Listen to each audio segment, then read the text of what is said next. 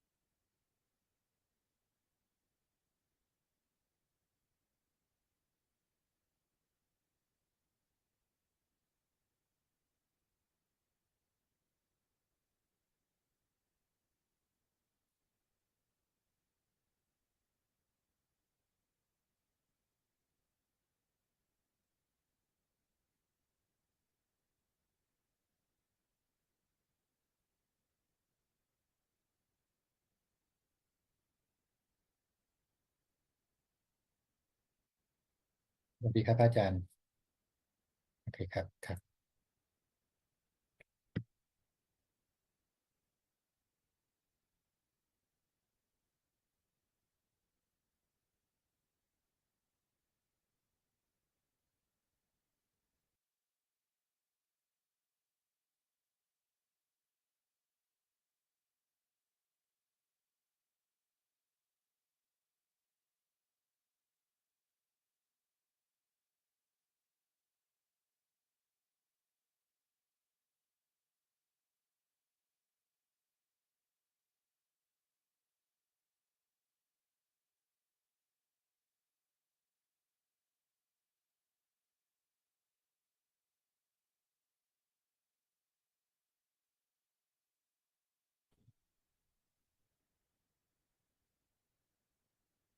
Hello and welcome to another Dhamma meeting where we will discuss the Buddhist practices of morality, morality, and meditation. Everyone is welcome to join. We are waiting for our first participant to turn on the video. If you want to talk when you enter the room, okay, Ricardo, you're the first one tonight. Please unmute your microphone, okay. Yes. Okay. Good night, good morning for us. It's a pleasure to be here again. And I was on a retreat with a nun from the United States that we brought her here to Uruguay. So I have a lot of time to practice all day long. And that's very good. How many days do you have the retreat? 6 days, but she stayed a couple of days here at our home, so we did some practice here too. So it was very beneficial, and she lives, although her father was from Colombia, so she speaks Spanish, and she lives now in Alexandria. That's West Virginia, near to Washington, D.C. And so she's a good, I think she's a very good nun. It's good to hear the Dharma and all the Buddha's teachings. So it was pretty beneficial for many people. So that's about it. And I have many questions, but How many participants you have in the retreat? 14. 14. Yes. So you're all staying in the same place for 14 days? I mean, for 7 days? Yes, in the same, in the countryside, very calm nature and all that. But we had a lot of practice all day long. And it was Walking very, meditation, sitting meditation, yes, and listening to actually. Dhammatalk. Right. Okay. Very good, very good. This is something you should try to do it every day without the retreat. Make your life a retreat. Why wait for a retreat to do it? You can do it every day. Yes. But you're so busy I doing try. something else. I try. What I always remember you, Panachan, is that you always tell us to practice mindfulness. Sorry. And how important it is, because we have all the defilements that as soon as we are not, we don't pay attention what we are doing or thinking, they come inside and they do a mess inside our mind. So your words, your teachings are every day in my life. So I thank you very much for all your Yes. teaching. Mindfulness is like the guardian of the mind. Mm. If you have mindfulness, then you can guard the mind from the infiltrators like your defilement. Right. Yes. So try to do it every day, every breath. Actually, every breath, from the time you get up to the time you go to sleep. Right. Ajaan Suchart said, if you can breathe, you can practice meditation. Yeah, I remember that phrase. Yes. He meant being mindful of every breath.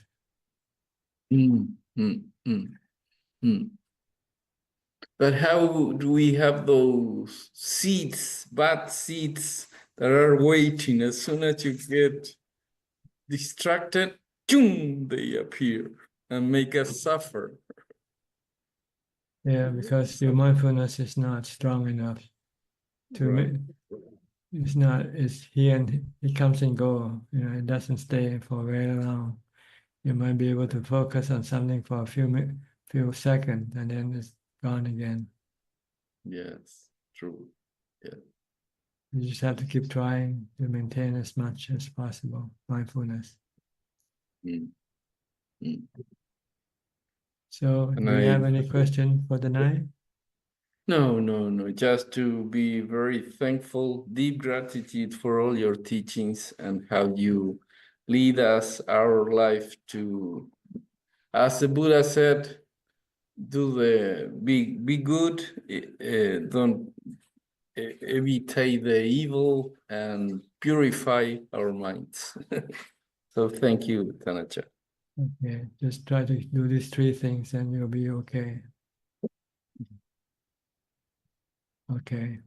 Mike from New York. Hi, Mike. Greetings, Ajaan. How are you doing this evening? Fine, thank you. It's nice to see you again. I've been back at my practice. 2 weekends ago, I kind of had a lapse in my practice because I had lots of things to attend to. But this past weekend, I was able to put a lot of time into the Dhamma. I worked on my chanting. I did my meditations. So I'm feeling enriched a bit because of it. I have a couple questions today, just that I've been thinking about. One is kind of a more of a passing question that I was watching a Yoshiguro Ozu film last night. He's a Japanese director, and there was a part in it where there's a play that was about Buddhism within the movie, but it was also about Shintoism.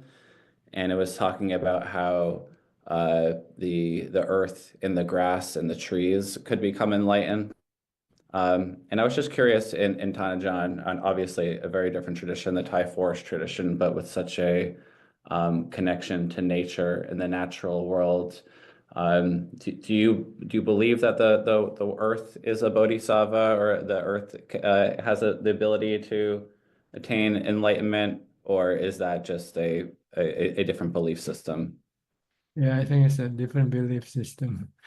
According to Buddhism, the only thing that can become enlightened is the knowing element, not the earth element, not the fire element, not the wind element. It's only the knowing element. Because the knowing element is the only thing that can know. So everything else doesn't know anything.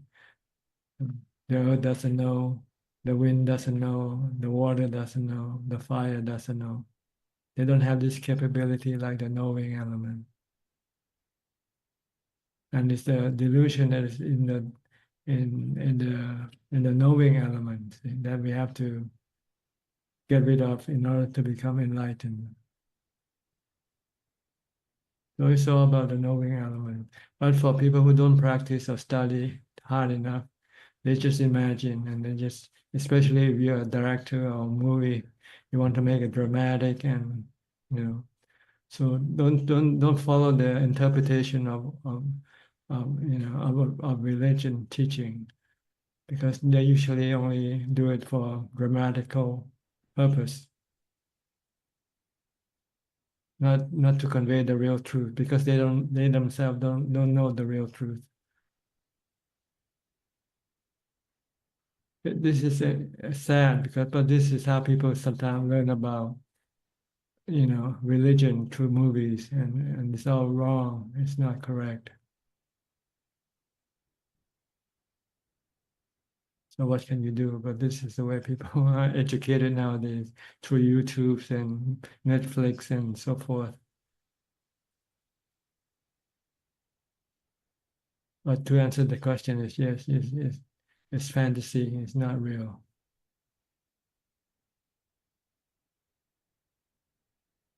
Okay, another question?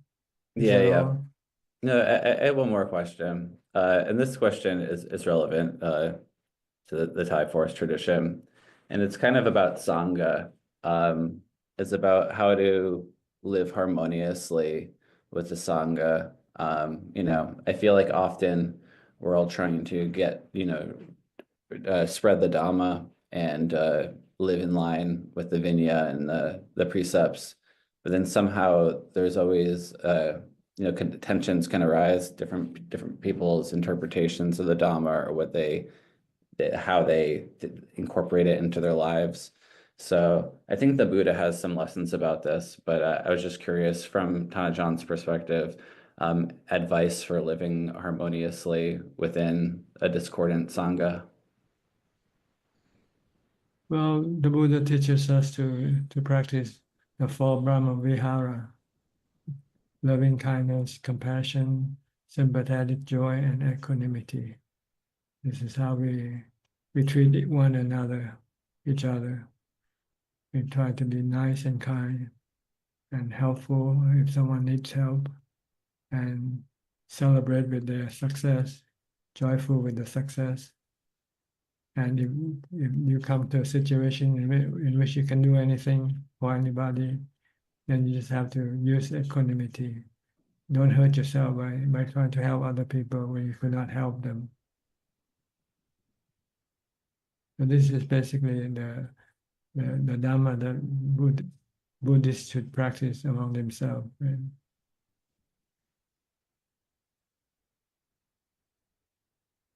When they come together, when they interact.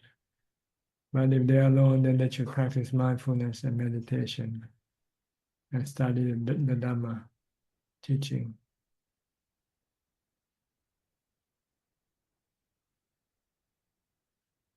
Does that answer your question? Yeah, definitely. I guess, mudita is an especially hard one sometimes. do you have any tips for how to generate more mudita or, sympathetic joy? Yes, just sometimes you might be envious of somebody's success. You have to say, well, it's all our karma that make us what we are. Maybe we didn't have enough good karma like the other person who is successful. So we just have to accept our fate, and accept other people's fate as well, whether good or bad. If they have good fate, we appreciate, we celebrate with their good fate, have mudita. If they have bad fate, then we use equanimity. You couldn't do anything about it. It's all about karma. Success or failure, rise or fall. Sometimes beyond our control. We cannot do anything about it. So it's pointless to be sad or about anything if we can accept the law of karma.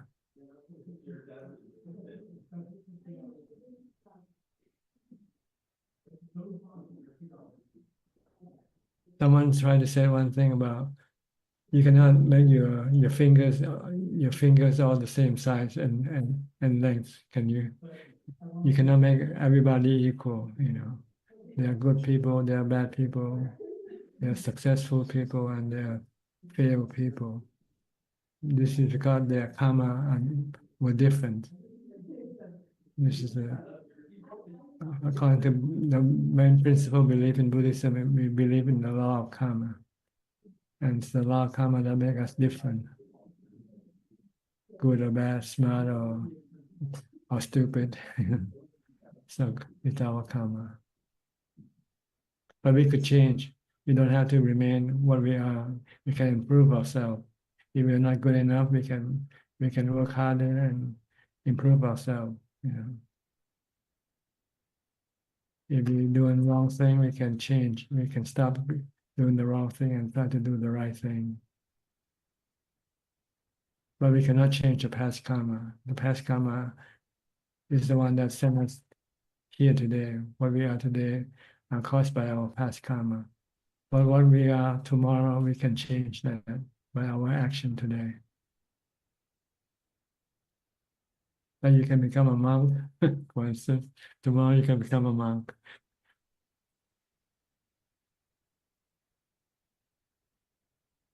So you have to have a goal in life as to what you want to be tomorrow. You want to remain the same as you are now, okay, then you don't need to do anything different. But you want to be something different, then you have to study the class that will lead you to your goal, and then follow the course.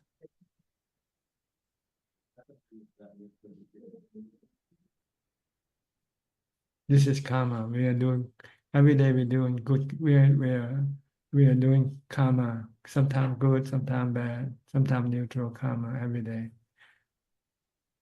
and they will then accumulate and mold you into another person.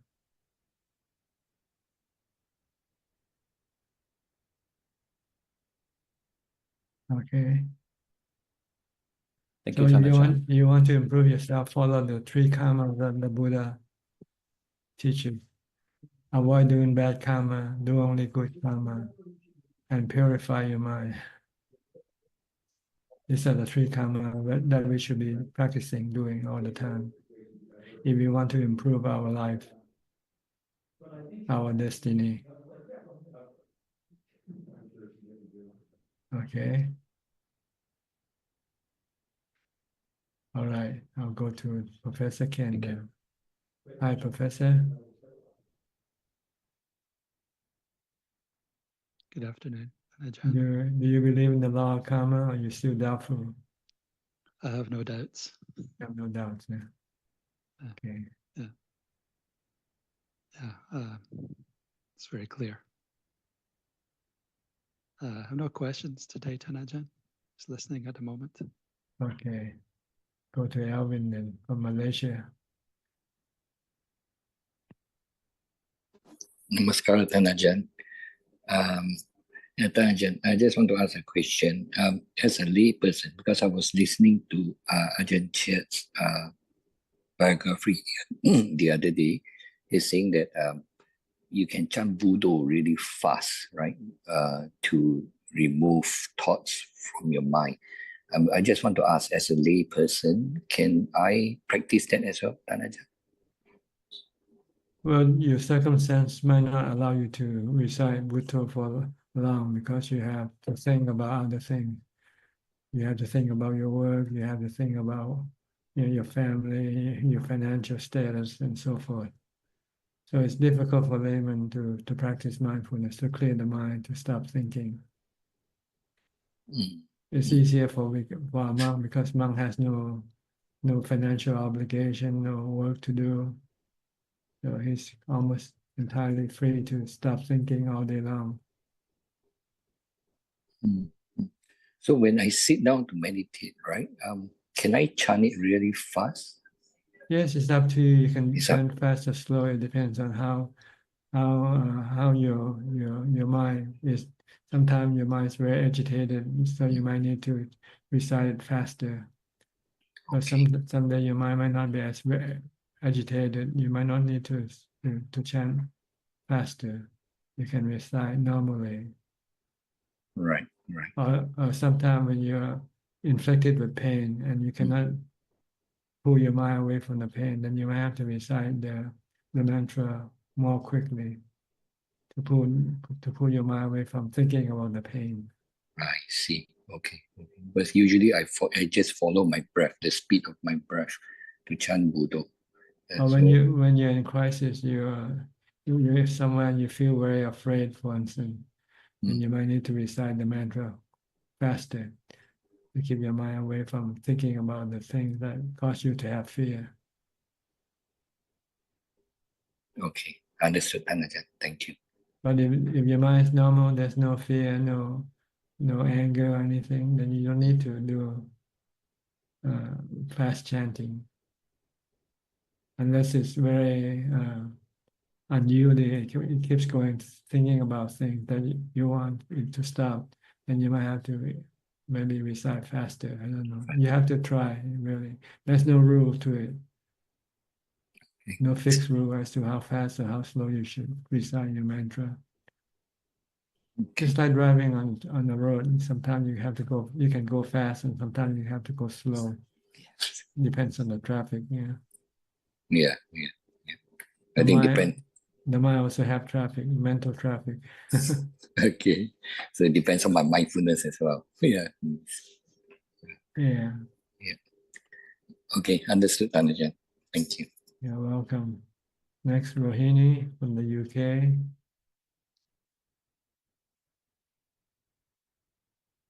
Good evening, Ajahn. Yes. No questions. I'm just listening, and your practice is going well. yeah. One day I tried sitting on one place for 6 hours, as Ajahn suggested. So how did you find that? Good? Yeah, I didn't get up for the entire 6 hours, but I changed the position of my legs. Yes, it's okay because we don't want to deal with the painful, the pain of the body. We just want to deal with our urge to move around.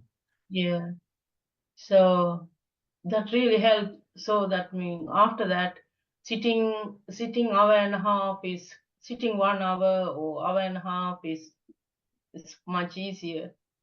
Yes, because you're less restless. Yeah, so I'm working on it. So I just wanted to calm my mind as much as I can. It's a good method that you can use Yeah. to more or less speed up your mindfulness your mind. Because So you have to use a lot of mindfulness in order to restrain your mind from wanting to get up. yeah, that is the wandering mind is the hardest thing is to control. So yes. Okay, so good. yeah, Happy I to try hear to that you took it up. I'm going to do about 2 or 3 days Oh, probably, I don't know how. Last week I only just did 1 day, but this week I'm thinking of doing maybe more. Yeah, keep doing it. It's useful. It's good for your mindfulness. Yeah, thank you for your advice, Ajahn. Thank you. You're welcome. I'm Okay. coming next, June, to Thailand. So I just booked the flight and hotel so that I can offer dana to Ajahn. You know that particular hotel, Ajahn. Borita Cove is a Yes, hotel that I that's pass one. on. Yeah, yeah. That I pass on every day for my arms Yeah. around. You can stay there. It's right next on Yeah. the beach, and the hotel staff will provide you with the food to give to the monks and everything you Yeah, need. yeah. So I already booked 1 week there Okay. to offer dana so that and then if possible, maybe another 3-4 days at Wat Yang. Yeah, Yeah. but you have to make reservation first, Yeah, to But be I sure will that do that. I'm coming there on 18. No, I'm leaving UK 17, coming over there 18. So probably end of May, I will contact Okay, good. Wat Yang to book for maybe 3-4 days before leaving. Okay, So looking forward to yeah, see you then. Pradana, to Okay. Ajahn. Maybe you can Yeah. come and listen to my Dharma talk in the afternoon. Yeah. Now my Dharma talk is reduced to 30 minutes, and the other 30 minutes is for sitting meditation, silent meditation. So normally every day 2 to 3. Not on weekends and on Buddhist Oh, holiday. okay. I give 1 hour Dhamma talk, but I find now it's very tiring for me to talk for 1 hour. So I Yeah. decided to cut it to half, and then the other half spend it for sitting meditation. And people So seem to again, like it. They say that they can, before they rely on my talk as something to hold on to their mind. But now they have to use their mantra, or they have to use the breathing to give them to keep them calm. They so in find the morning when I offer dana, and is it possible to see Ajahn? Not see, mean at least not to speak with Ajahn. To see Ajahn at the dana hall, yes, you sala, can come. You can come to the Dana Hall on weekdays. weekdays. Okay. Yeah, I'll be in the dining hall after coming from arms round. Arms round. Okay. And usually 9 o'clock is a good time to see me if you come to the dining hall. Okay. And So on weekends and Buddhist holiday, you can see me at 2 in the afternoon in front of my kuti, which is near the dining hall, not very far. okay. Okay then. Thank you, Ajahn. Thank you. Okay, good. Next step. How are you? Hi there. How are you doing? Good. Sorry, it's a habit. I'm okay. I'm definitely practicing this week. My husband is out of town, and it's probably been the best time. Last week I heard you were saying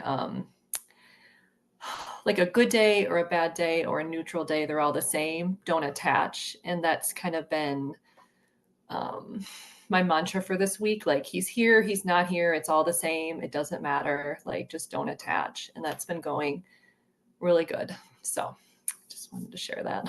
Yes, don't let things around you control you. You should Yes. control yourself. Let things come and go by letting go. If you become attached to them, then it can take over your mind. They can control your mind. If I let myself think about them, then I'll just like go into that, and it's like, oh, but if I stay in the Dhamma, stay in the present moment, it's just been doing a lot of meditating, a lot of sitting, been working on my mindfulness. It's been really good. Yeah, just keep staying knowing. Just Yes. merely know what's going on, but not reacting to anything you That's been very helpful. Yes. Yeah. Just the no, not react. Yeah. Yeah. Yeah. This is So that's all. practicing equanimity, not I do reacting. feel that. Yeah. Getting there. I'm getting there. Your meditation will be more helpful if you can. When you meditate, your mind can become calmer, and your I love my equanimity will be meditation. stronger.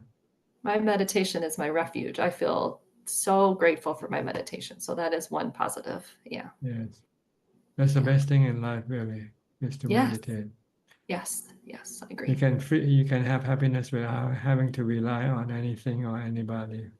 Just sitting on my couch. Yeah, just be by yourself. Just have the time and the quiet surrounding. Yeah, it's nice.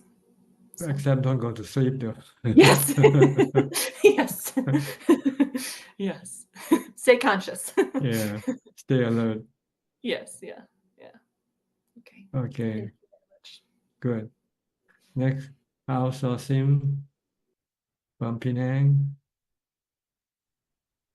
Good evening, Ajaan. I'm just listening and paying respect to Ajaan. Okay.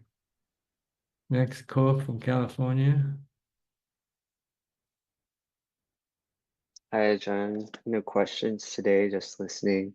Thank you. Okay, okay. Philip from Malaysia.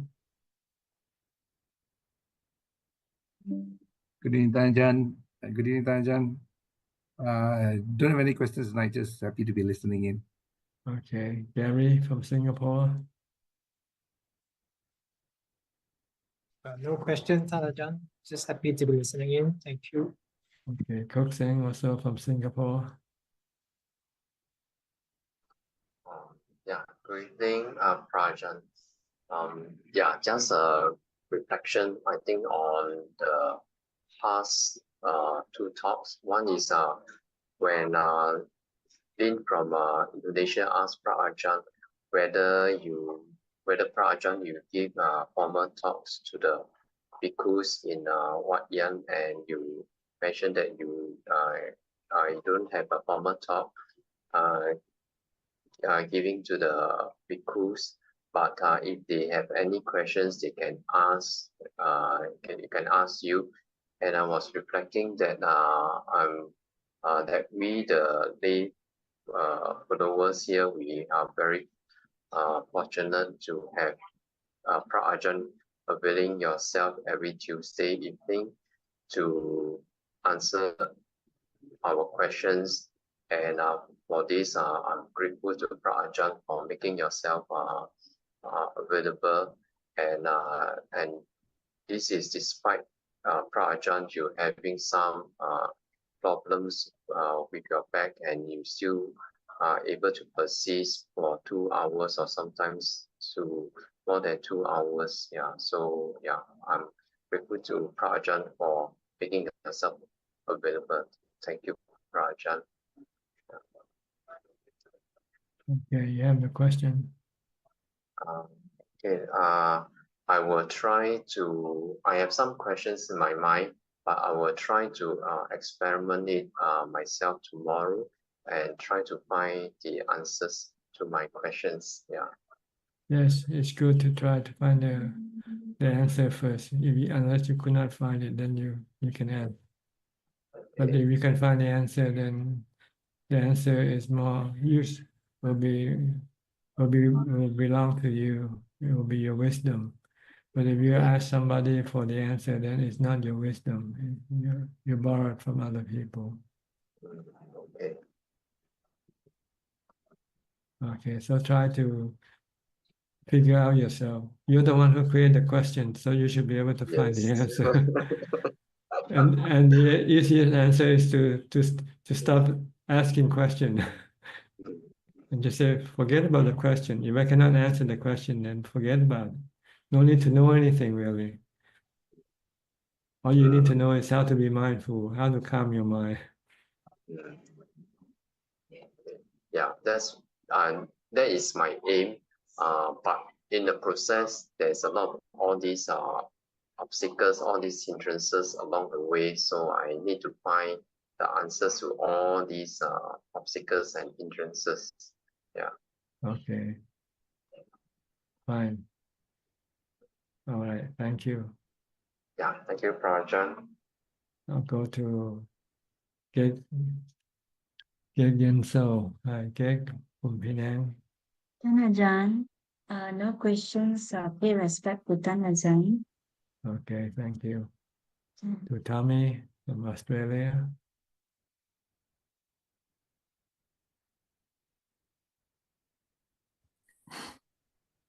Most Gangap. You still on your self-retreat? I am. Is the sound okay? Yeah, perfectly clear. I wanted to ask another question about the Satipatthana.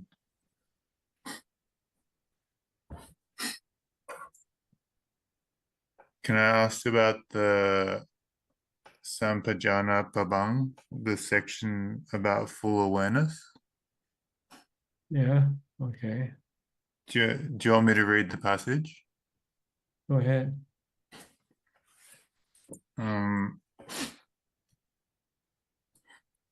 Moreover, monks, a monk in going forwards, in going back, is one who practices with full awareness. In looking ahead or in looking around, he is one who practices with full awareness.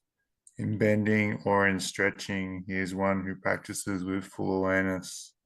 In bearing his double robe bowl and outer robes, he is one who practices with full awareness. In eating, in drinking, in chewing, in tasting, he is one who practices with full awareness. In passing stool and urine, he is one who practices with full awareness. In going, in standing, in sitting, in sleeping, in waking, in talking, and maintaining silence, he is one who practices with full awareness. Yes, it means that you have to be fully aware of every movement, action of the body, whatever you do with your body. Not let your mind go thinking about other things at the same time. That's what it means. Be with the body all the time. It's like watching your breath all the time when you're sitting in meditation. Don't let your mind go thinking about other things.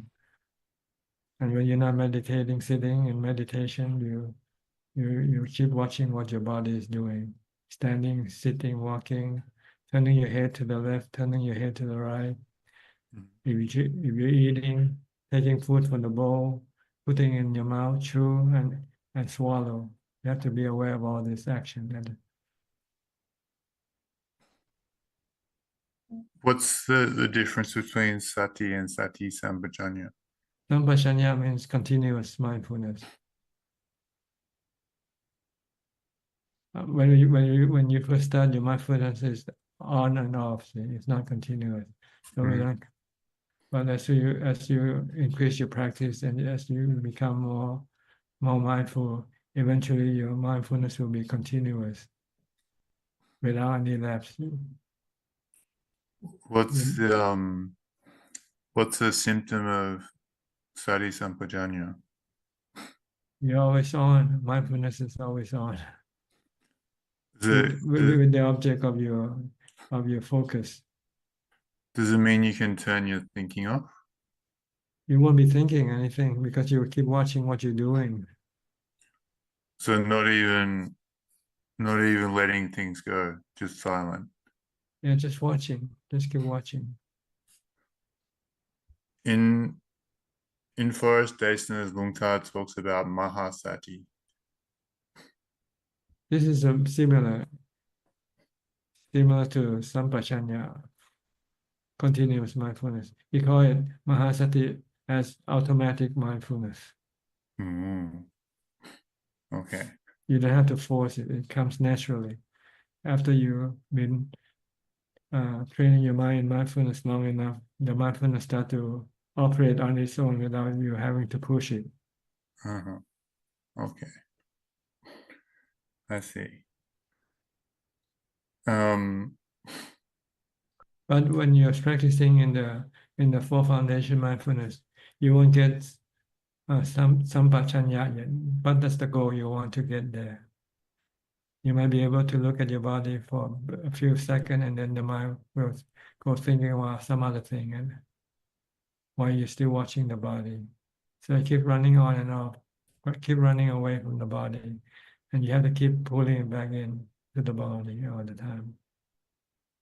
So when you're starting this practice, it's like a tug of war between being mindful and not being mindful. I see. I wanted to ask about vijnana. How does it work? What's the function with I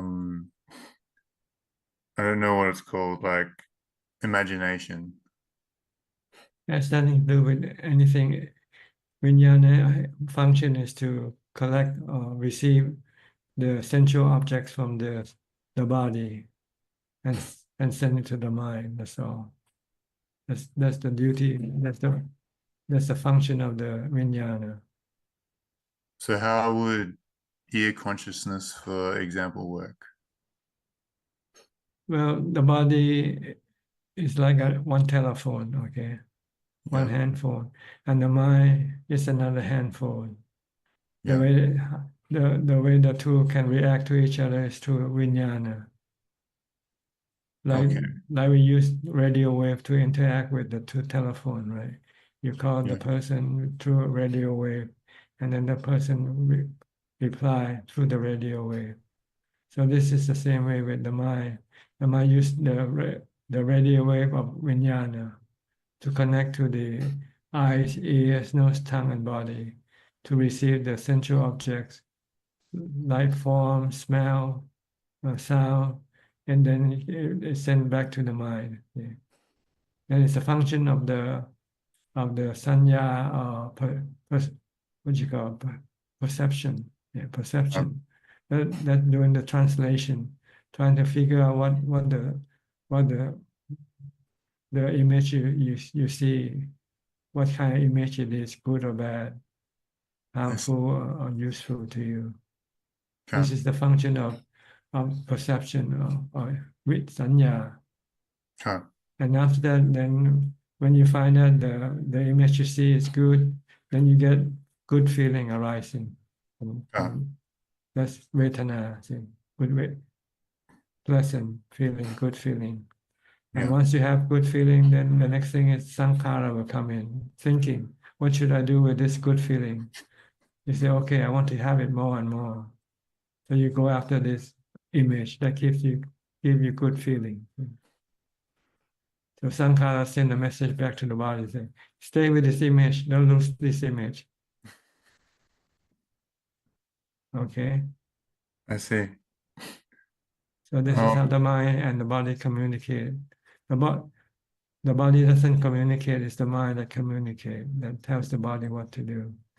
And the body only sends the sensual objects through the vijnana connector to the mind. Okay. And the problem starts when you want something and you cannot get what you want. When you tell the body, keep that image with you for as long as possible. But the body sometimes cannot control the image. You cannot keep the image. Once the image is gone, then the mind becomes sad, disappointed. Okay. This is dukkha. See, dukkha arises because of your craving for that image. So if you don't want to have any dukkha, then you should just leave the image alone. Don't go after it, whether it's good or bad. I see. Then you won't have any craving. When you won't have any craving, then you won't have any stress or sadness. I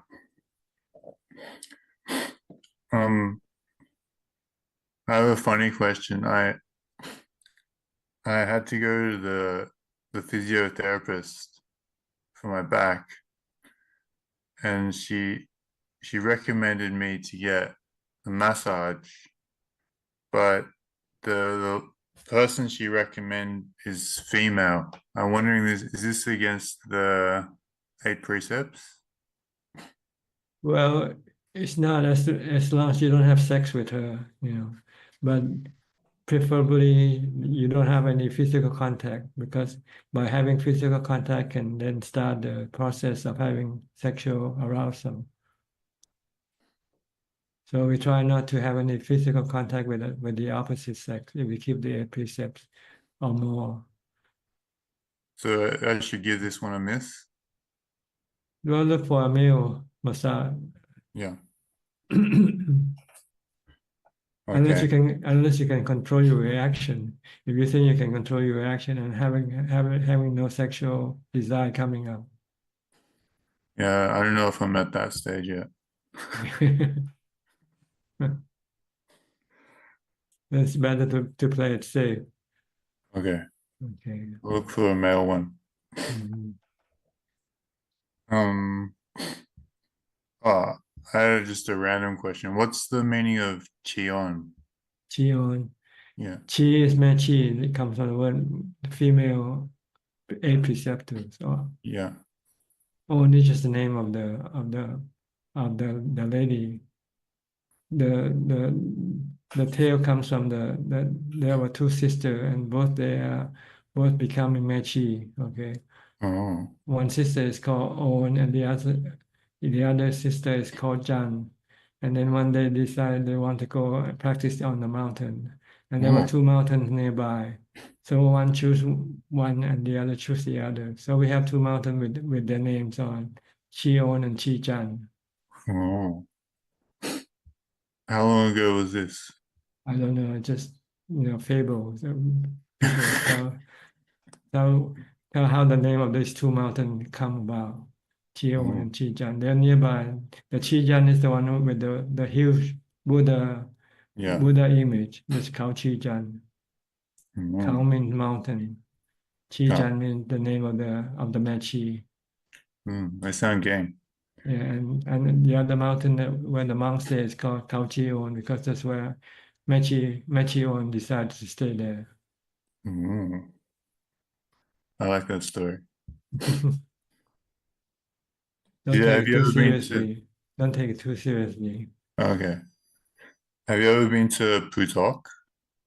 No, I have never been anywhere except Wapamanta. Once you get inside, you don't want to go out. It's more pleasurable staying inside than going outside. So I didn't have any urge or any need to go anywhere. That's nice.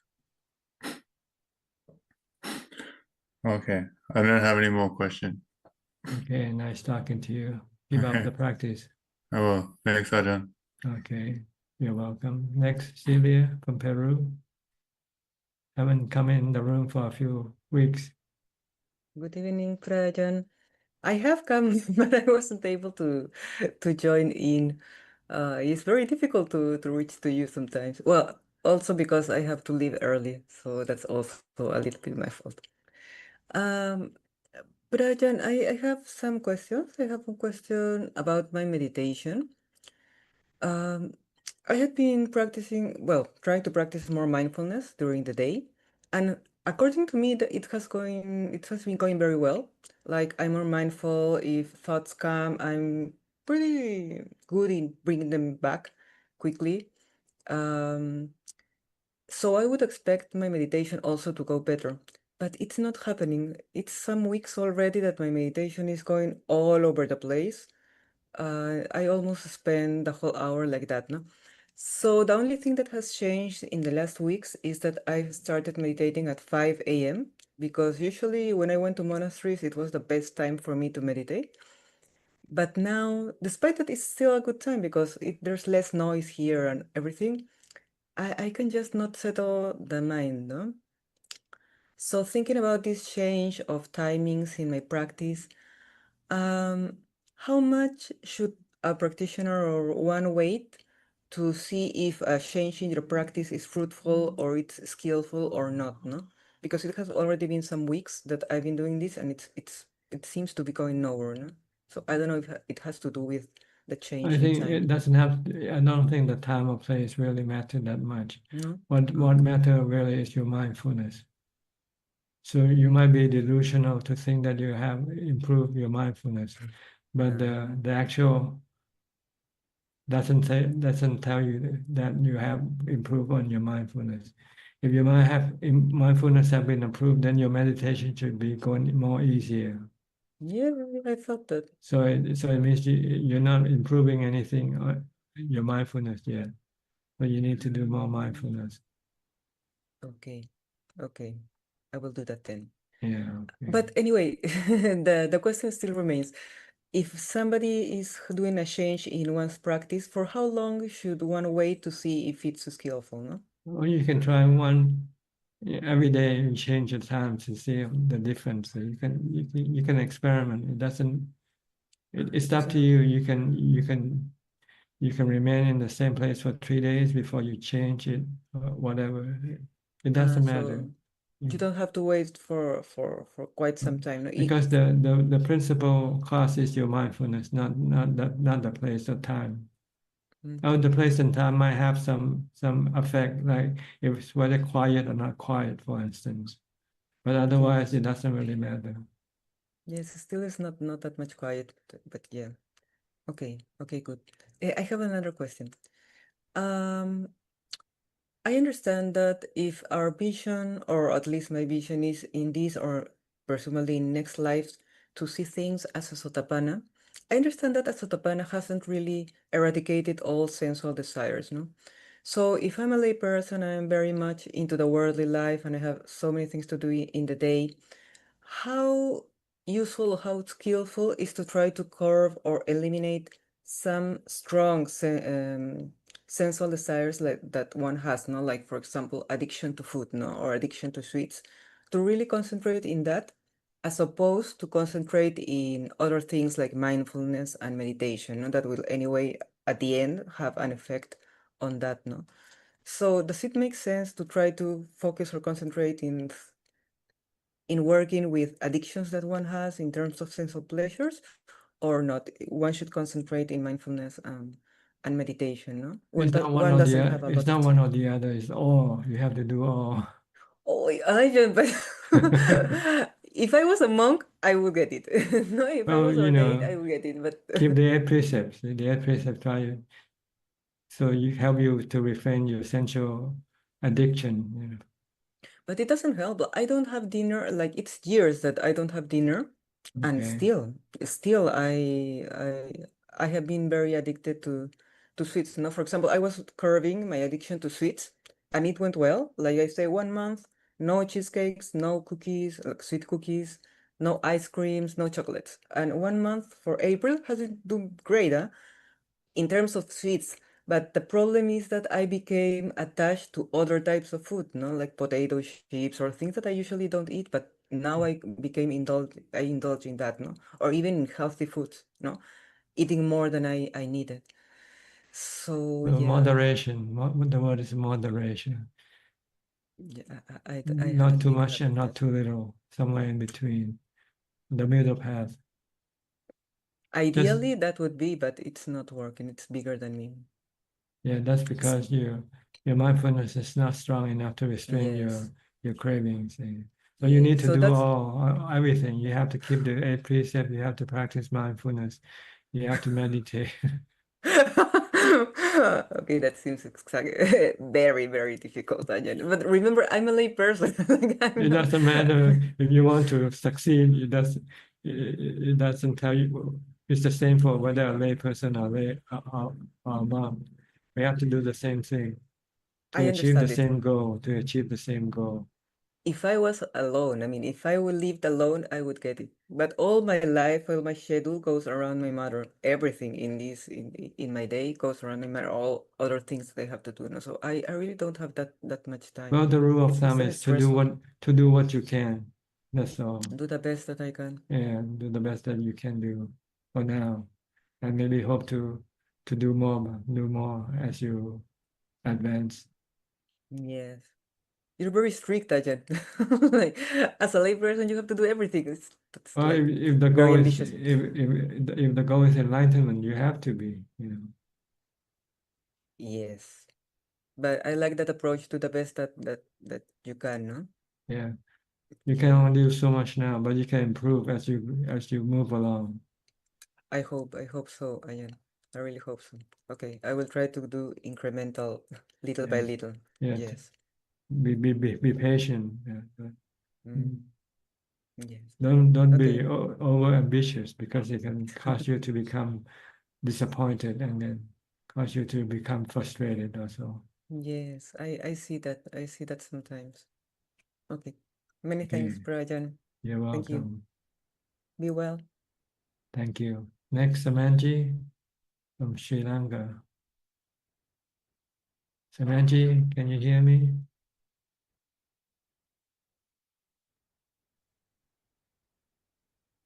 I think she's sleeping or reading something, so I'll go to Daniel first. Hi, Dan.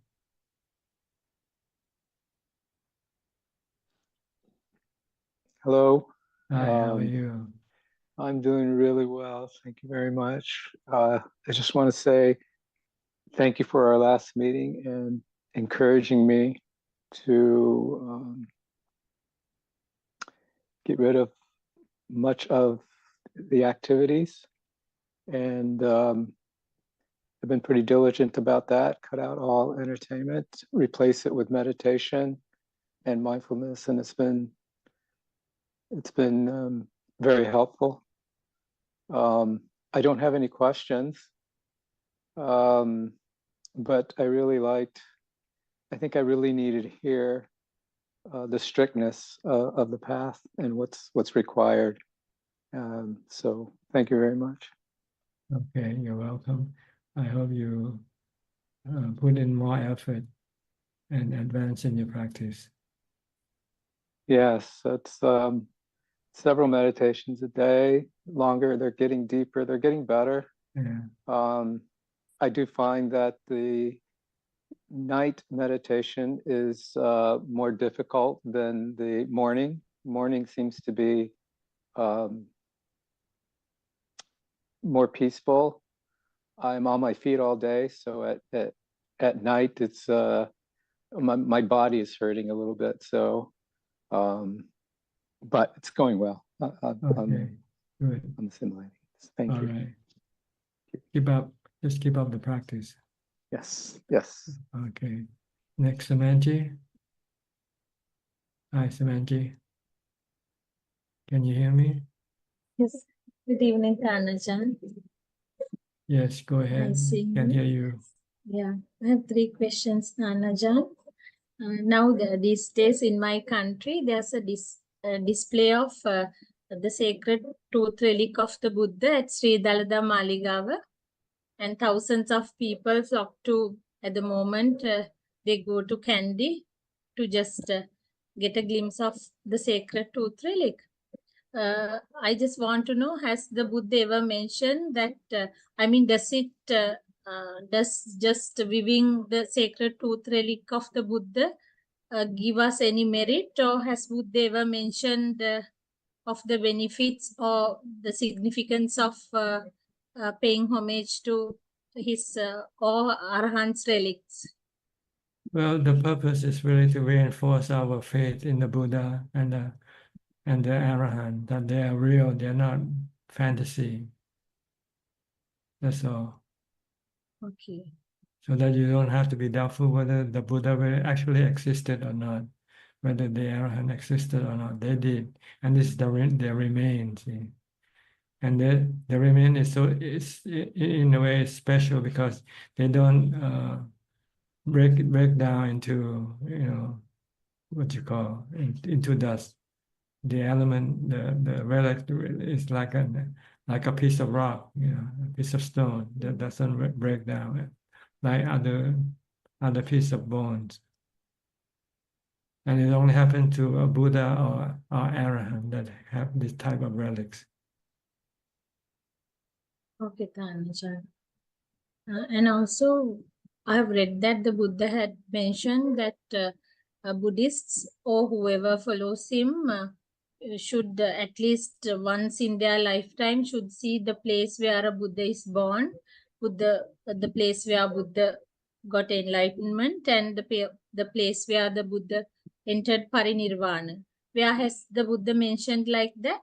I have read it somewhere that the Buddha had mentioned like that. Yes, it's probably in the Tripitaka somewhere, but I don't know the exact location. But this is what we have been told all our life, that if we have a chance, if we can go visit, because it will reinforce our faith in the Buddha, Dhamma, and Sangha. But it's not mandatory or whether it's necessary, because a lot of the Thai forest teacher, they didn't go to these places, but they could become enlightened.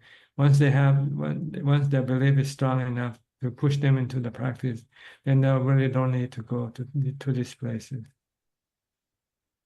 It's to help you believe, to push you to practice harder.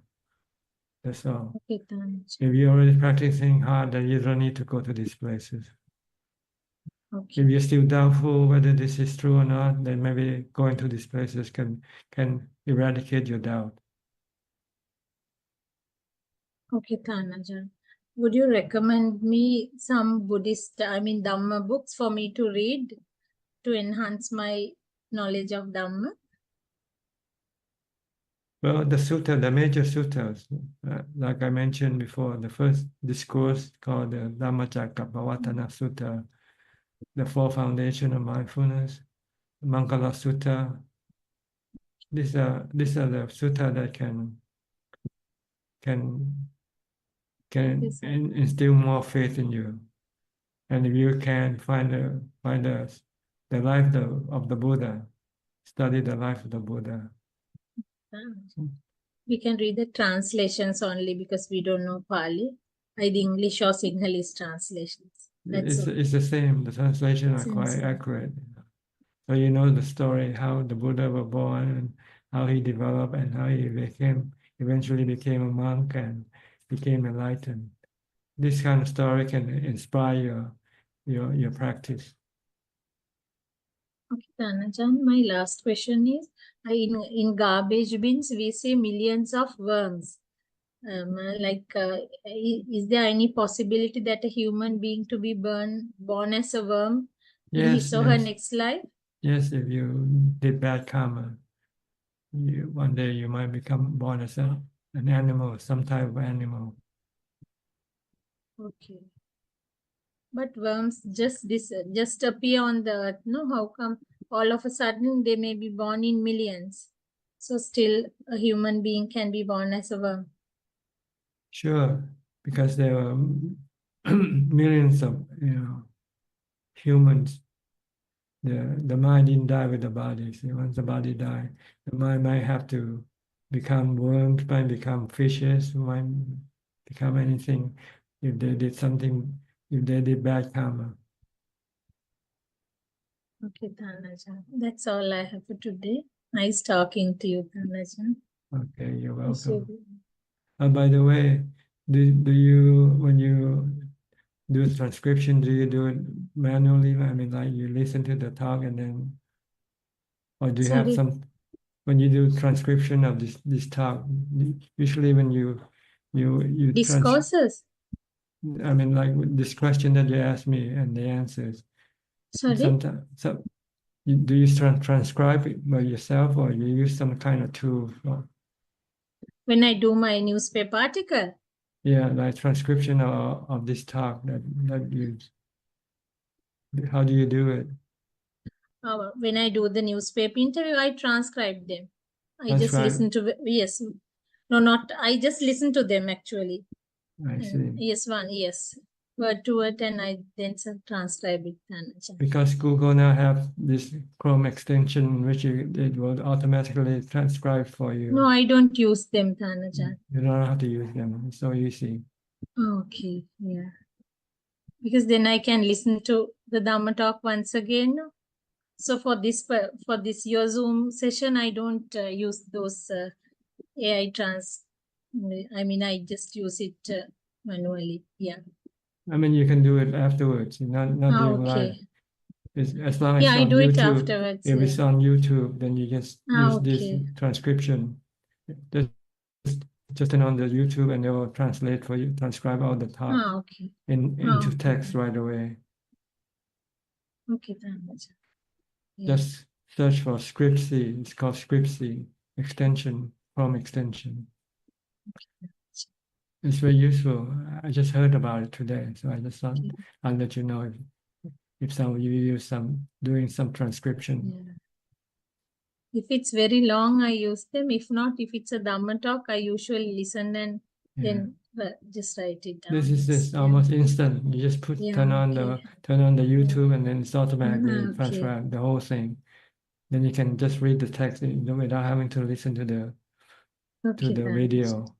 Thank you. Try it anyway. Okay, we'll try. Thank you, Dhammatalk. Okay, next I have this Gulis. I'm not sure if I pronounced your name correctly. Hi, where are you from? Hello, Ajaan. It is Güliz. I'm from Turkey, Istanbul. I see. Okay, I heard from my assistant. You're a friend of Aparajita. Yes, I am. So it's my first time here. I'm grateful for the opportunity to attend. Okay, can I help you with anything? Today I'm just listening. Thank you very much. No question. No questions. Okay, Thank fine. Nice to see you. Hope you can come back again. I will. Thank you. All right, next Nining from Indonesia. Ajahn. Hi, how are you? Yeah, Ajahn, I'm fine, Ajahn. I hope Ajahn fine. Yes. Ajahn, the story of Chion, I will tell my mom about that story. Yeah, because I tell her so many things about my experience in Khao Chion. And may I know what happened to the two Meiji, Chichan and Chion? I didn't follow the story. I just. Did they attain enlightenment, Ajahn? I don't know. I don't have much information. Okay. Because I didn't quite believe it. I just thought it's just It's very interesting, Ajahn. I have just heard from Ajahn. Yeah, but it's not real. No, it's just probably a story. That's all. So don't put much emphasis on it. Yeah. I don't believe it's real, but I don't know. Maybe it's real, but but it's amazing. You have to ask the girl who lives on Khao Chion. She might know something about it. Oh, okay. When you come next time. Yeah, I will. And Ajahn, today I try to know my position. I mean, and then I learn about kilesa, and then I find that there are three kilesa, niwarana, and anusaya. And then now I have better understanding about kilesa. Means that wrong speech, wrong action, and then wrong livelihood. And then the middle kilesa is niwarana, which is 5 hindrance. Kamacanda, Biapada, Tinamida, Udaka Kukucha, and then Vichikicha. And when learning about niwarana, really, I'm very thankful to Ajahn because the 2 words of Ajahn, it's my refuge, which is not react. Because from this hindrance, Ajahn, Biapada, sometimes I don't now, I think I believe I don't hate people. I mean, I can teach my mind and I can, but I cannot avoid people hate me. Like when Buddha, when Devadatta hate Buddha, and then Ajahn give us the weapon not react. This is amazing, very, very amazing. I become better and better with this weapon, Ajahn, with Ajahn 2 words. Because when I learn from every sources, just I learned this is very simple and very very effective for me, Ajahn. Okay, And what's the 2 word? Not what? Not real? Not react. Ajahn always encourage student not react, not to react, not react. Oh, not to react. I see. Yeah, Okay. because this niwarana, after we can conquer the niwarana, we can have samadhi. Yes. Yeah, from sila and then samadhi and then panya. That's why Ajahn always encourage people, encourage students to practice mindfulness. Because after we have samadhi, then we can teach our mind about that wisdom, panya. Yes. You have ubeka. Your mind becomes still and not reacting to anything. And when you study wisdom, you see that there's no need to react to anything because you cannot control them anyway. Yeah, these simple, the simple words, these two words, it's very effective and very can become our refuge for. Yeah, you can use it as your mantra, not reacting. Your mother can say anything, just smile, just listen.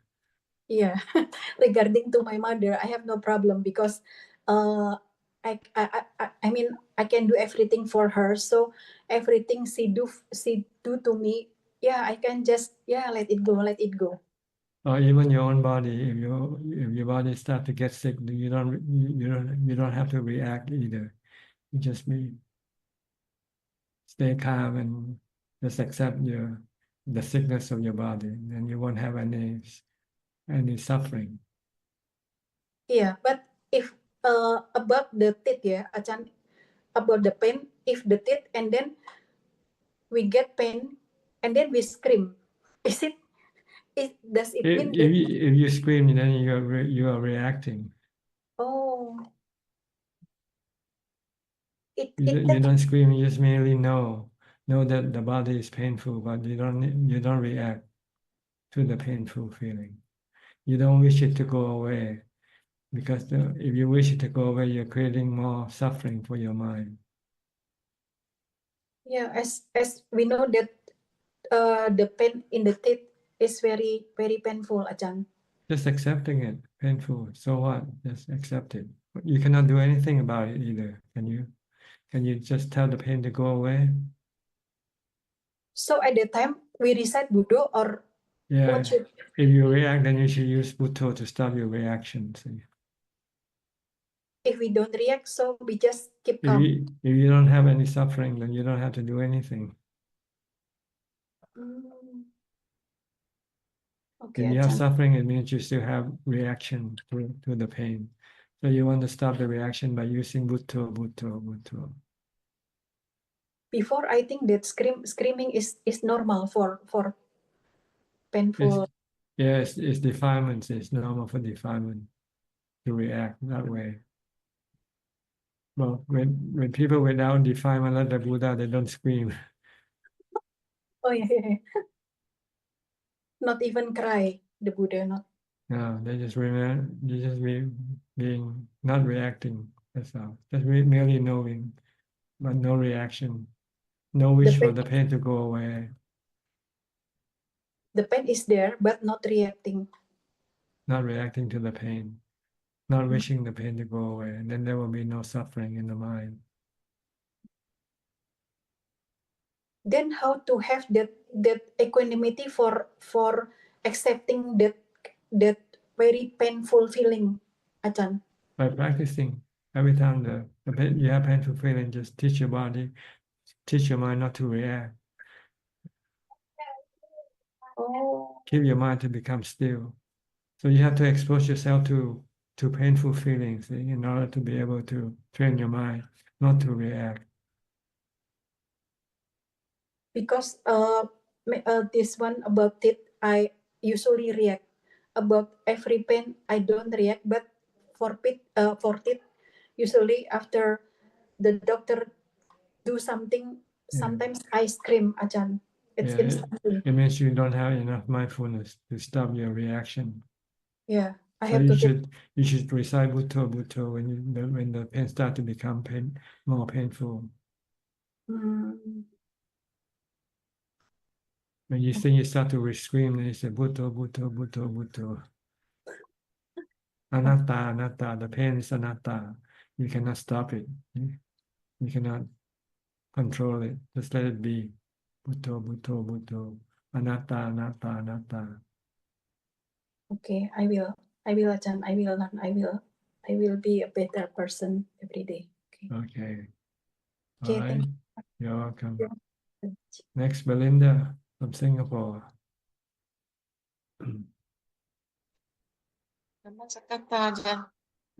Listening. Okay, good. Yeah. Good student, listen. Listen but didn't do. Okay. Next step is to practice. To practice what you listen. Okay. We'll go to Vancouver. Sorry about the bad news in Vancouver. Were you disturbed by the news? So close to your house, so close to your home. Oh, it means like The incident, yes. or just another accidental thing that happened. Feel sorry for the family, but try to listen to your teaching. Not Anatta, everything is anatta.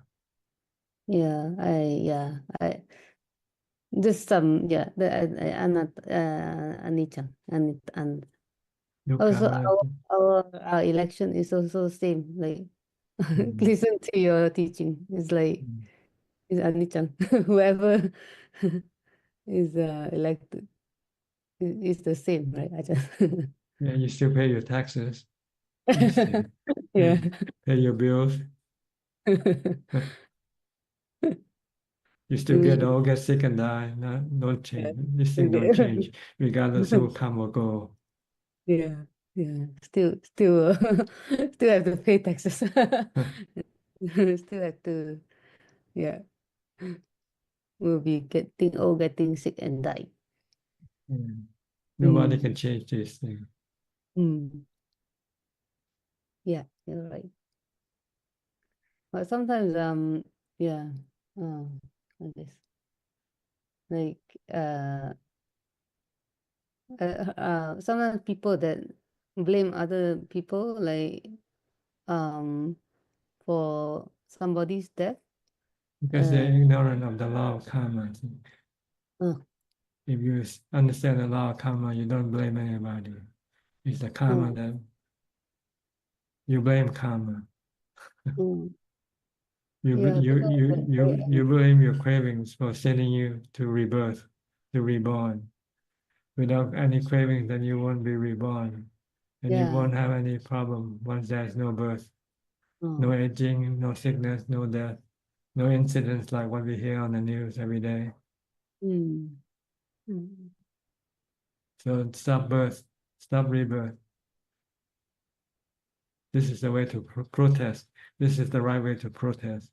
Stop rebirth, stop rebirth. All our trouble comes from our birth. If there's no birth, then there will be no trouble in this world.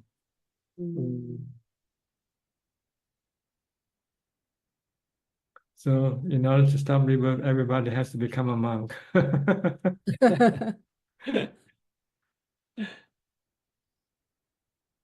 So once we are born, we have to expect that there are and everything in this world. It's like walking into a bonfire. What do you expect? It's gonna burn you. Once you're born, you expect suffering. This is natural course of birth.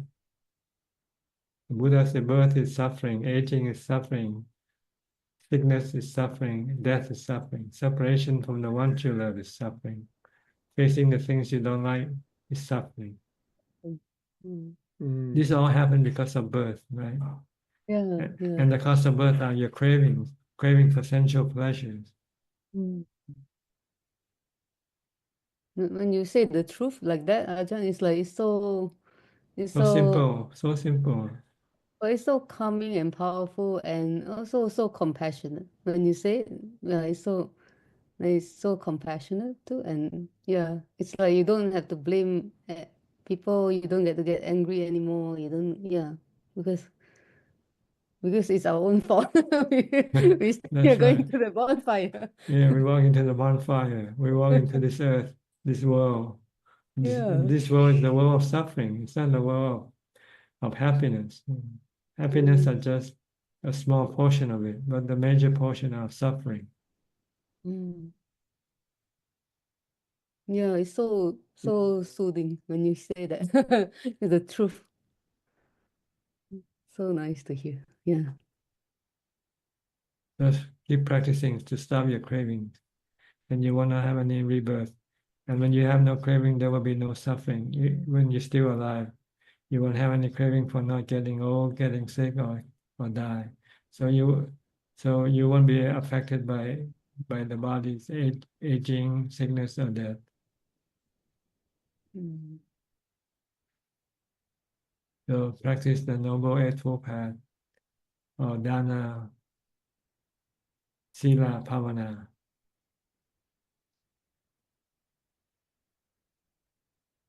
And Ajahn, I have a questions regarding to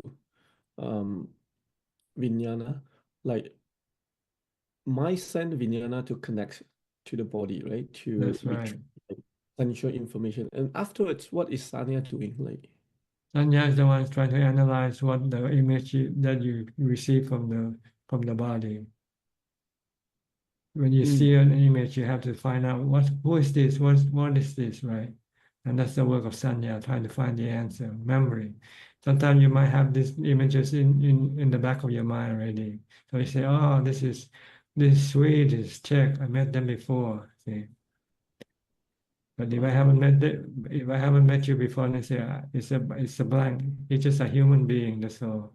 So you might not have any feeling, good or bad. You just have neutral feeling, because you don't know yet whether you're a friend or foe. You know?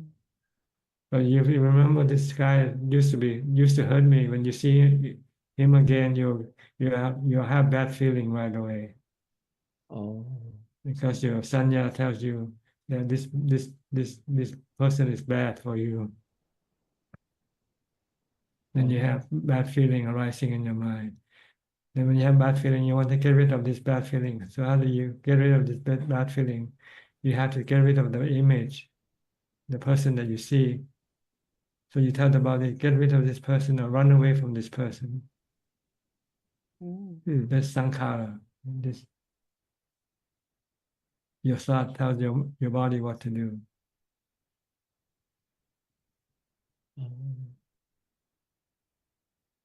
Okay. So sometimes when we feel like, I've seen this person before, I've do this before, so this is kind of from Sanya, deep from Yeah, Sanya. probably you probably have met them before in your past life, even maybe, and it's embedded in your hard disk. Yeah, your mind it's like a hard disk. It contains all the information that you have access to your life, to your previous life. So kind of that's why sometimes we feel like we know something. Yeah, So that's what they call deja vu, huh? Deja vu. Yes. Yeah, it's kind of I've been to this place before. Yeah, I met this guy before. I met this person before.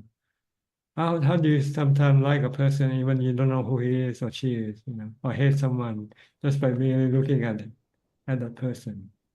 Because you have this memory toward this type of image that this is good or bad for you already in your mind, in the back of your mind. Oh. This is called sanya, memory or perception. Then this cause the feeling to arise, good or bad feeling to arise, or neutral feeling. And when you have feeling, if you're attached to good feeling, then you want to keep the good feeling, right? So you want to keep the image that produces a good feeling for you. Like if you see somebody you like, you want to keep that person. You want that person to stay with you. But if you get bad feeling from another person, then you don't want that person to be near you. So you tell the body to stay away from this person. But this is not the way to deal with things, because sometimes you can get away from this person, but sometimes you cannot get away. So what do? The best way to deal with the situation is not to reacting to anything. See? practice meditation and have ubekkha, have equanimity. Then all you need to do is just remain calm and knowing and just accept good or bad people that you come across. Then you don't have to do anything.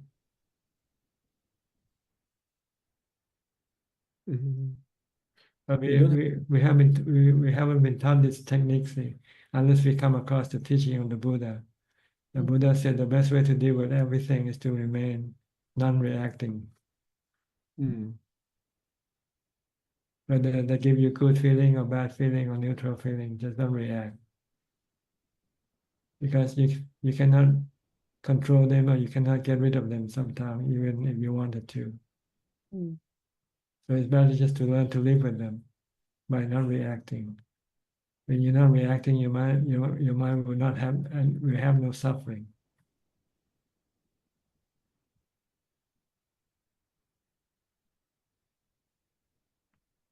Just now you said not reacting is not suffering, right? Ajahn? No, That's when you're it. not reacting, then you don't have any suffering. It's only when you react that's when you get suffering. When you react with aversion, you get suffering because sometimes you cannot get away from what you want, what you don't want to be near.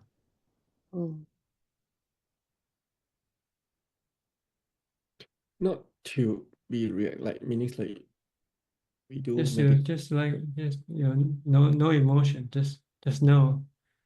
Just know the image, just know the thing that you come across, and just don't react with like or dislike, fear or delusion.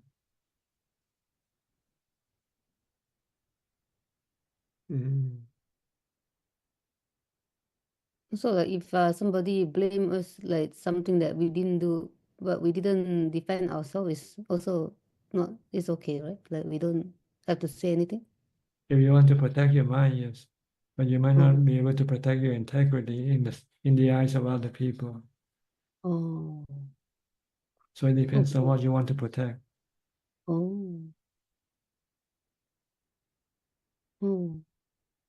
So if we want to protect our integrity, we have to react. If we want to protect our mind, then we just stay. Don't need to react. Just let them accuse you anything they want. And ready to accept the consequence of not reacting also. Maybe you might get executed. But then you accept that life is gonna happen anyway. That's gonna happen anyway, sooner or later.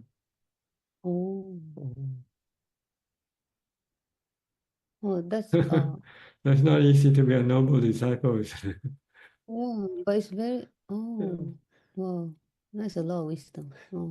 But then if I get prosecuted, But you accept the death, then it's okay, right? Like Yeah, I mean, because this is the consequence of birth, that of your rebirth. You're gonna have to die one way anyway, right? yeah. But then after So I have the Buddha said, you want to protect your mind, then you have to give up everything. Give up your money, give up your health, give up your limbs, give up your body. If you want to protect your mind from Give suffering. up your like your body too, your your possession, all your possession. All your possession, if you have to you have to lose it, let it go. If you have to lose your limb, let it be. If you have to lose your life, let it be. If you want to protect your mind. But if I haven't reached the first stage of enlightenment, and then what do I do? You can't do it. You won't do it. You can't do it. Then you will try to protect your money, try to protect your wife, your family. So for a person who will reach like first stage of enlightenment, they will do that. They will. They don't have. They can protect their mind. They only protect They their want mind. to protect the mind, Yeah, not the body. If the choice between the mind or the body, they'll take the mind, because the mind lasts forever. See, the body doesn't last forever. If it's gonna die anyway, sooner or later. So why protect something that in the end you're gonna lose it anyway? Yeah. You have to protect something that you'll never lose from any suffering. that might happen to the mind. And the suffering is caused by your attachment to every other thing, all the other thing. Your suffering is caused by your attachment to your wealth, to your health, to your body. So if you give up this thing, give up your attachment, then there will be no suffering in the mind.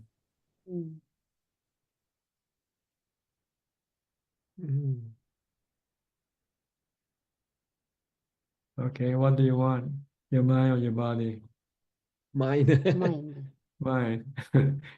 So you need mindfulness to protect your mind, to make your mind not reacting. And your wisdom to teach you that the mind doesn't last for the body doesn't last forever, and the body is not you anyway in the first place. The body is just a robot, a biological robot that the mind become connected to and use the body as the servant. It's a temporary servant. It only can serve you for so many years, then it will have to decease. But the mind is forever. Yeah, the mind is forever. Okay. Very, very helpful. Very profound. Thank you. Good. Thank you. Yeah. Next, Lynn from Indonesia. So what have you to report this week? I've got a new challenge. Okay. It's not to react. Not to react. That's the biggest challenge of all, if you can. Yes. Yes. Not to react to from aging, being sickness, mindful. yeah. Well, mindfulness is the path toward this not reacting. See, if you have strong mindfulness, then you can stop the mind from reacting. So you first need to develop mindfulness. Eventually, then you'll get to equanimity, in which you will not react to anything anymore.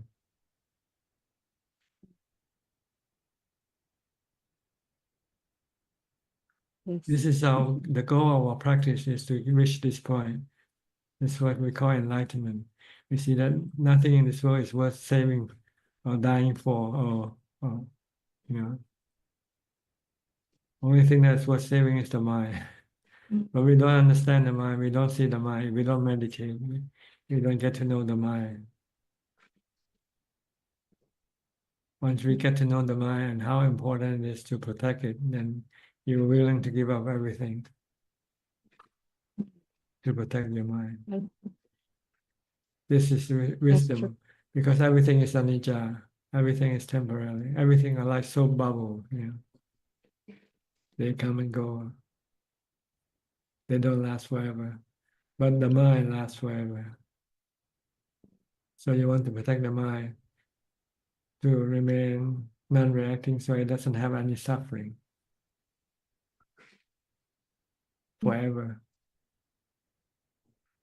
Right now it's suffering all the time, from birth to death. Yes. We suffer about this, we suffer about that, we worry about this, anxious about this, afraid of this thing or that thing. Because we don't stop reacting to the things that we come across.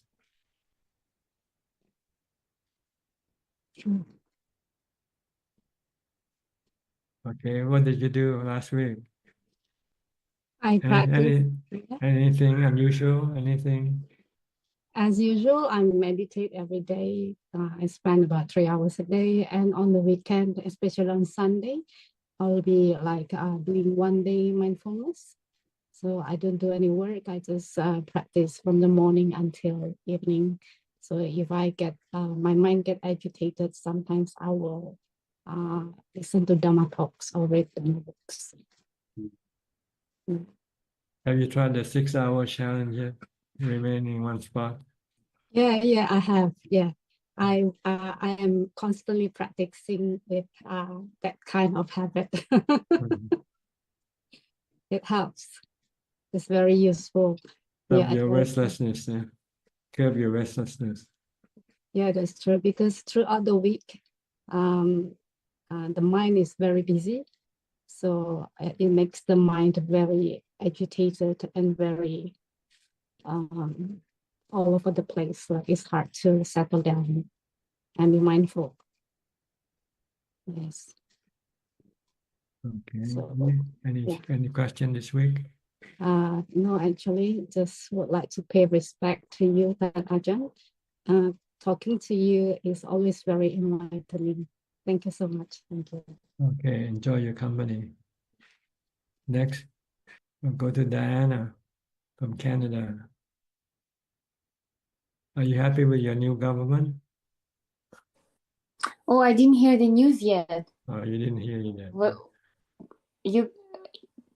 What's the news?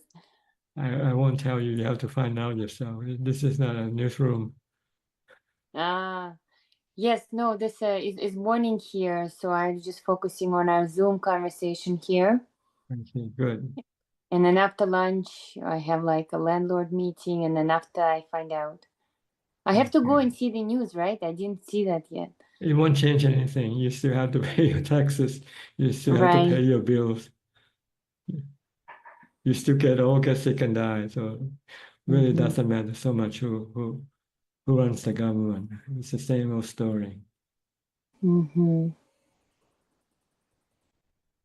I have a few friends who follow it, so I will just ask them to know. Oops. Okay.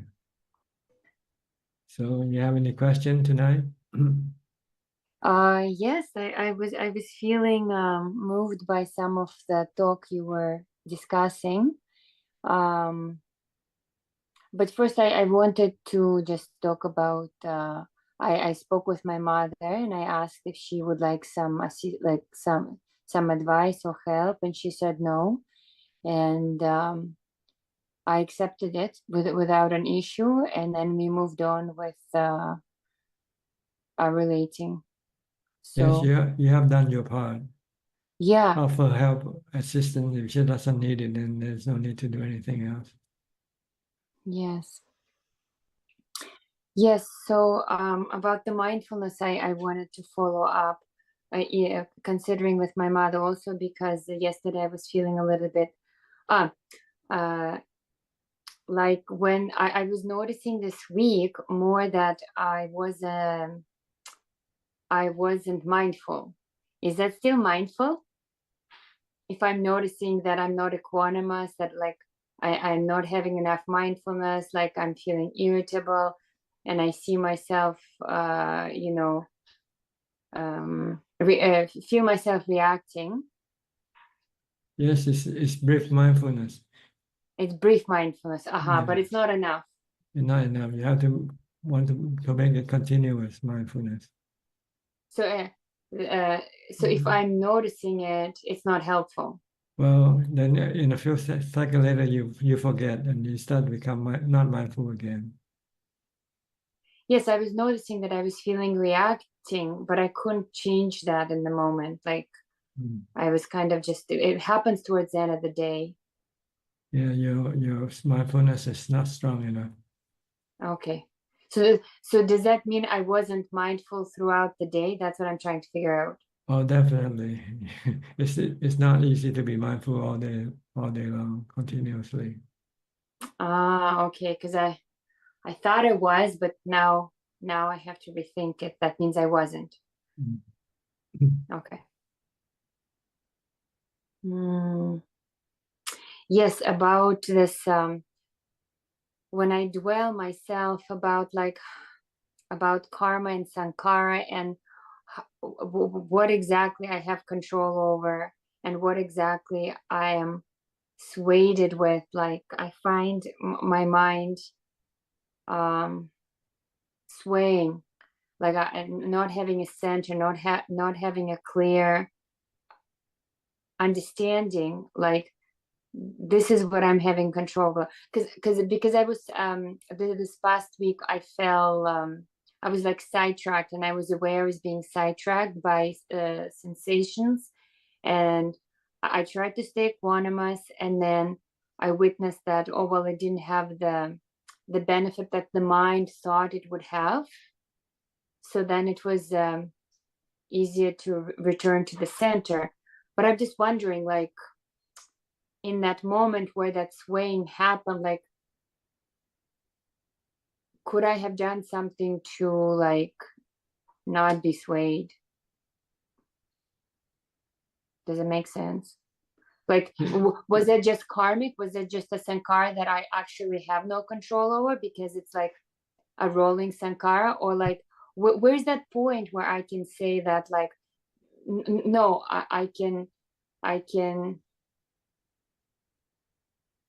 conquer this, like it's in my control. When you It's get in into my... jhana, when you get into jhana.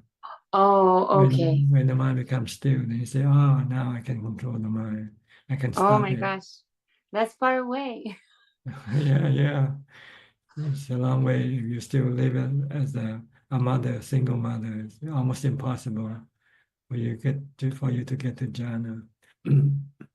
Even for monks who live in the forest, sometimes they find many years before they can get into jhana.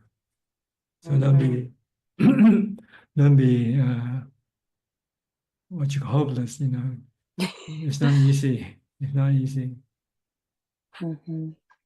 But you can at least try some semblance of jhana by trying to not be reacting from time to time, by forcing the mind, not real jhana, but forcing it, knowing that it's good not to reacting.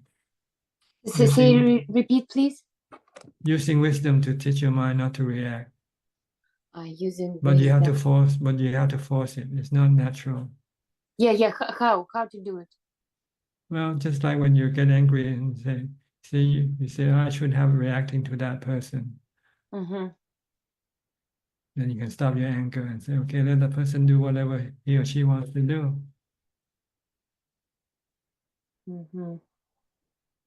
Oh, yes.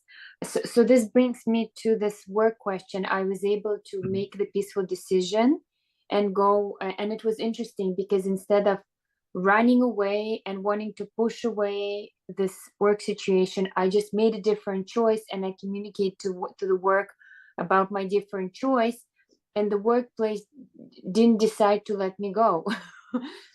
So they still wanted to continue speaking, and I'm just like you said, well, I not for this month. And I guess the question I'm wondering is if I'm able to stay mindful and not be reactive with their thinking, their feeling, their reaction, is it worth it communicating like my truth, or is it not worth it? Because like let's say they made me responsible for an emergency situation, but I wasn't actually there, but in their mind I'm responsible.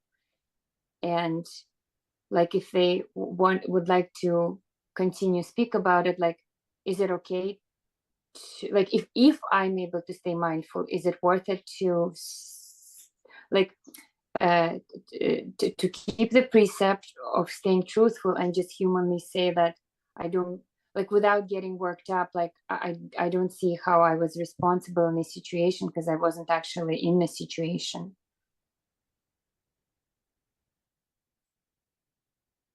Or is it opposite of what we're trying to do here? Well, if you have to react with truthfulness. Tell the truth. Yeah, like without trying to control and get them to agree that, because I just tell the truth, your side of the story. It's like you're in court and you're telling the jury your side of the story, but you cannot convince the jury what they're gonna decide on you, whether they're gonna believe you or not. That's the only thing you can do is tell your side of the story. But if they listen and they're not happy with it, they don't believe it, then it's too bad. So it's okay then. So it's okay to accept the what you call the decision, whatever they want to think of you. You cannot stop that. So and then if I'm the one that I have my feeling of failure, then like that's what I have to work with my mindfulness. That's right. Okay. So okay. That would be the next step in a month. And okay, thank you. And for my family situation as a single mother, yes, I think I'm not sure how, but I ended up finding myself back into that space where my daughter is feeling emotional, reactive, like from the morning to the evening, and me not feeling the capacity to. What were you saying today? You cannot change her. You know, this is her karma, no matter this way. You can only try to educate her. Yes. And how much she So can absorb it or not, it's up to her. Yeah. So logically, I understand here, and I guess that we are back to the mindfulness, not having enough mindfulness to just allow it to. Yeah. Because I cannot change it, right? I cannot change that. So what to do about that? Like I see her suffering, and that's kind of why I'm wanting to. Well, first of all, I'm suffering from it, and then I also see her suffering from it because, like these are her feelings, right? Yes. If you cannot help it, then you have to use equanimity. Equanimity. So I stay Stay equanimous. calm and accept her fate. This is her fate. This is her karma. To be like this, is to suffer. To suffer. So is she not making it worse for herself? Okay. So is it not, am I not, like if I just like surrender to the. It depends. If you can do something, do it. If you cannot do it, then you have to stop. That's all. Well, what can I do? Because we did practice the breathing meditation. So she knows that we did practice the chanting, and we and metta, you know, as a form of mindfulness. And I'm finding that there isn't an inclination, even when I suggest those things, to then you have to stop. Then you have to stop. Yeah. So yesterday we reached a climax, and I just said like, there's not much I can do. Just, you know, I'm letting you be with yourself. You go and do, like, you stay in the room, do what you need to do. If you need to cry, but like, don't cry on purpose to make it worse. And then eventually, I don't know what she did, but she was able to regroup somehow after a very long time. Mm-hmm. So this is okay. This is normal in life. You know, you go through ups and downs, and you learn to learn to live with it. Okay, so this is part of living with it. Yeah, part of learning curve. Life is like a classroom. You learn different things. Say it again.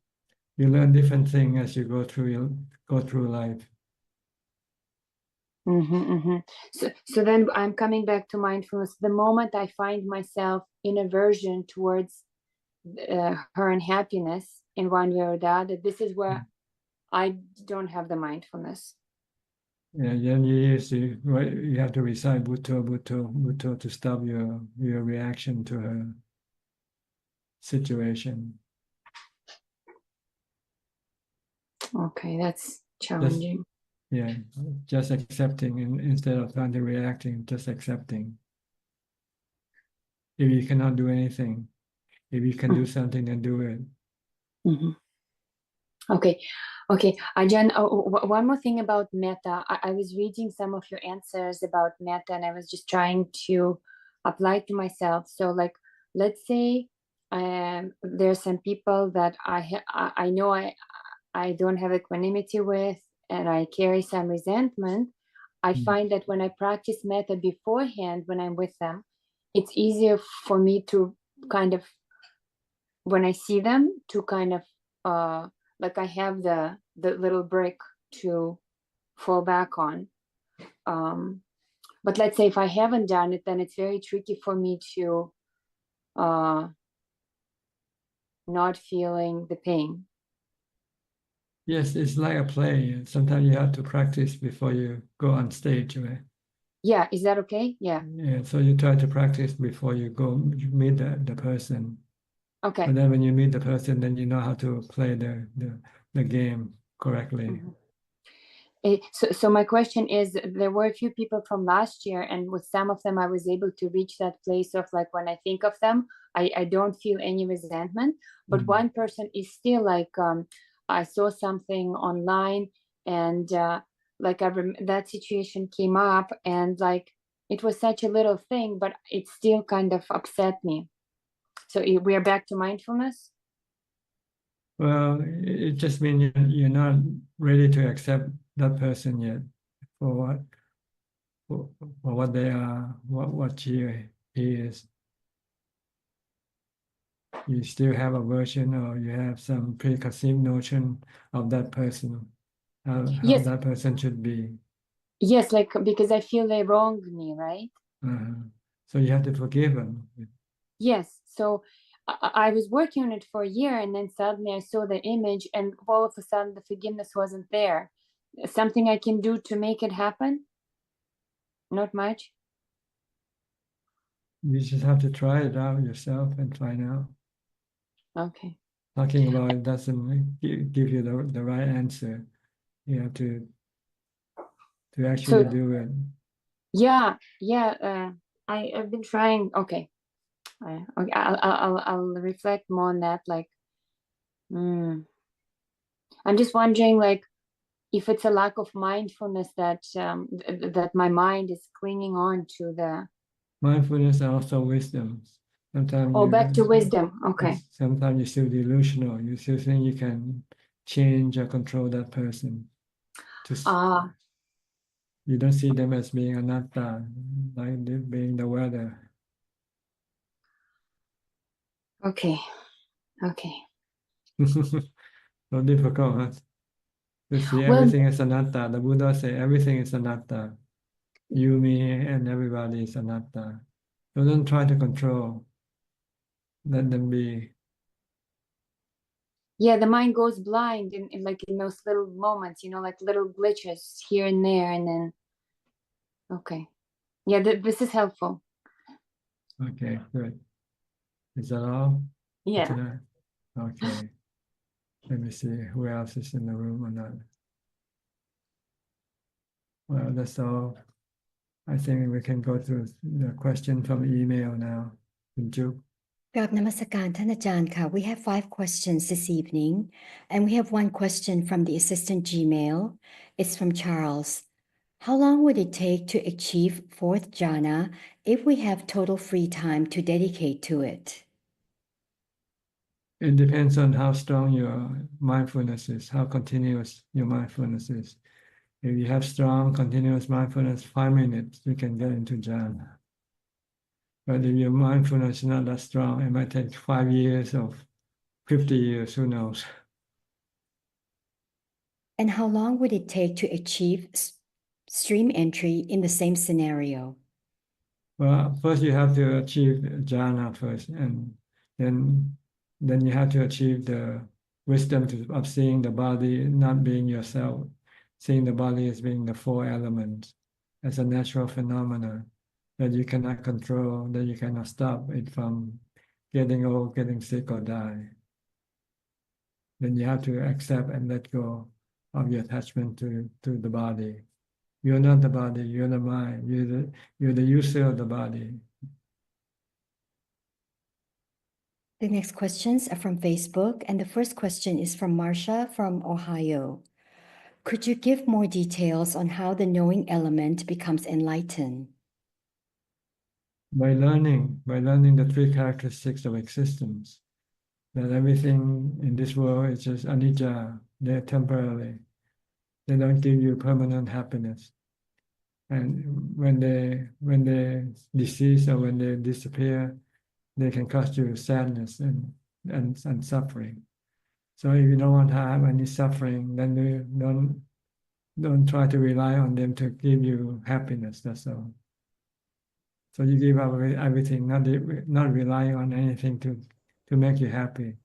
The only thing that can make you happy is a peaceful and calm mind. What is ordinary knowing? ordinary knowing. Yes, what is ordinary knowing? And what is enlightened knowing? Oh, enlightened knowing is to see everything that being anatta, anicca, dukkha, anatta. So there's no attachment to anything. Ordinary being like us, we still attach to things around that we come across. We still like, we still hate, because this is delusional reaction. And how does knowing overcome the veil of ignorance? By practicing meditation and wisdom. The next question is from Praveen from India. What is the exact meaning of sattha according to the Buddha? And which comes first, sattha or panya? Well, you need sattha. You don't have any wisdom on yourself, then you need to believe in someone who has the wisdom to teach you the wisdom.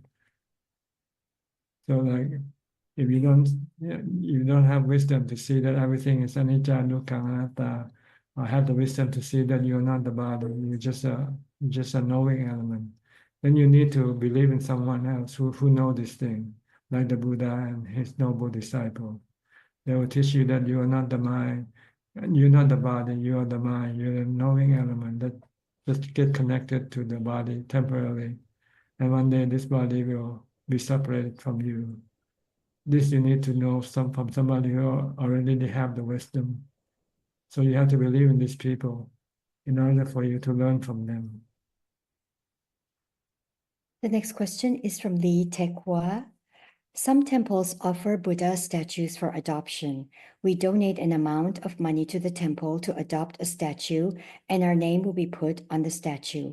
How does such action help us in our practice? This is just a gimmick of raising money for the temple. Does really. it give? No, the statue doesn't do anything for you at all. It just, but if you still believe in material things, then you rely on the statue of the Buddha as representing the Buddha.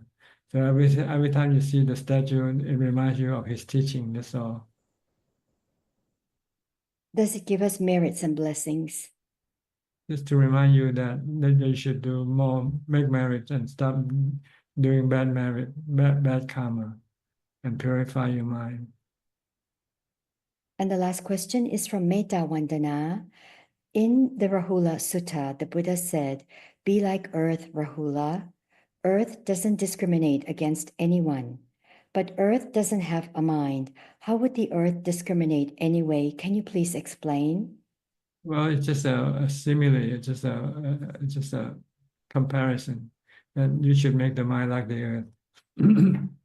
But the mind is different from the earth because the mind discriminate. The mind choose this and that. See? So this is the cause of suffering for the mind. If the mind doesn't choose, the mind can become like the earth, and there will be no suffering. It can accept or take anything that comes to it. Like it can take praises, it can take criticism, it can take gain, and it can take losses, without any discrimination. They are all the same as far as the earth is concerned. You can pour something good into the earth, or you can pour something bad into the earth. The earth doesn't react. So the point is to teach the mind not to react like the earth. We have one question that came in from Pauline Soon, and it's the last question. Many Buddhists always visit and pay respect to wise monks. Will this return merit to them? If they talk to them, if they just pay respect and not listening to their talk, then you don't get any wisdom from them. That is all, Ka. Okay. Ka. Well, that's all about the time we have for tonight. Really thank you for your company. I hope this meeting is useful and can help you advance in your practice. In the meantime, please stay safe, be mindful, and keep on practicing. And if all goes well, I'll see you all at the same time next week. Thank you and goodbye. Sadhu, sadhu, thank you, Amy. Good night. Thank you, everyone. Thank you. Bye. Thank you, Bye-bye. everyone. Good night, everyone. Bye. See you next week. Good night, everyone. Bye.